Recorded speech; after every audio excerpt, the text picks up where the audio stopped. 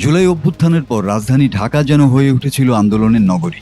রাজনৈতিক দল ছাড়াও বিভিন্ন পেশাজীবী সংগঠনের দাবি দেওয়ায় উত্তাল ছিল শাহবাগ সচিবালয় এলাকা। বিশেষ করে শিক্ষকদের আন্দোলনে পুলিশের দমনপীড়নে সমালোচনার ঝড় বয়ে যায় সারা দেশে। শিক্ষা উপদেষ্টার পদত্যাগের দাবি ওঠে। তবে এবার ইবতেদায়ী মাদ্রাসা ও এমপিওভুক্ত বেসরকারি শিক্ষকদের সুখবর দিয়ে দায়িত্ব ছাড়লেন শিক্ষা উপদেষ্টা অধ্যাপক ওয়াহিদুদ্দিন মাহমুদ। দেশের ইবতেদায়ী মাদ্রাসাগুলো এমপিওভুক্ত এবং জাতীয়করণ করার বিষয়ে উপদেষ্টা পর্যায়ে সিদ্ধান্ত হয়েছে। পাশাপাশি এমপিওভুক্ত বেসরকারি শিক্ষকদের উৎসব, বিনোদন, বাড়ি ভাড়া সহ অন্যান্য ভাতা বাড়ছে বলে জানিয়েছেন তিনি। প্রাথমিক বিদ্যালয়ের মতো স্বতন্ত্র ইবতেদায়ী মাদ্রাসাগুলো জাতীয়করণের ঘোষণা সহ ৬ দফা দাবিতে কর্মসূচি পালন করে আসছিলেন। গত ৫ মার্চ শিক্ষা উপদেষ্টা হিসাবে কর্মদিবসের শেষ দিনে এ সংক্রান্ত ফাইলে সই করেছেন তিনি। এখন প্রধান উপদেষ্টার অনুমোদন পেলেই শুরু হবে এসব মাদ্রাসার এমপিওভুক্তি।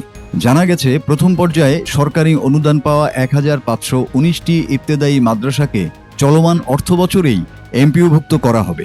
তারপর পর্যায়ক্রমে অন্য মাদ্রাসাগুলোতে এই সুবিধা দেওয়া হবে। এরপরই শুরু হবে জাতীয়করণের কাজ।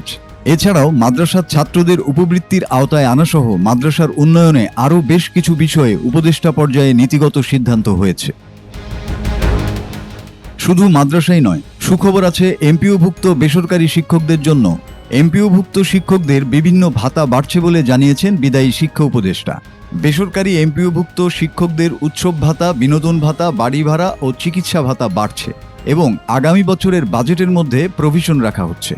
শিক্ষকদের অবসর এবং কল্যাণ ভাতার জন্য একটা তহবিল তৈরি করা হচ্ছে জানিয়ে বিদায়ী উপদেষ্টা বলেন, অবসর এবং কল্যাণ ফান্ডের টাকা এমন একটা ব্যাংকে ইচ্ছা করে রাখা হয়েছিল যে ব্যাংকটাতে আর টাকা পয়সা নেই, আর কিছু ফান্ড এমনিতেই চলে গেছে অন্য জায়গায়।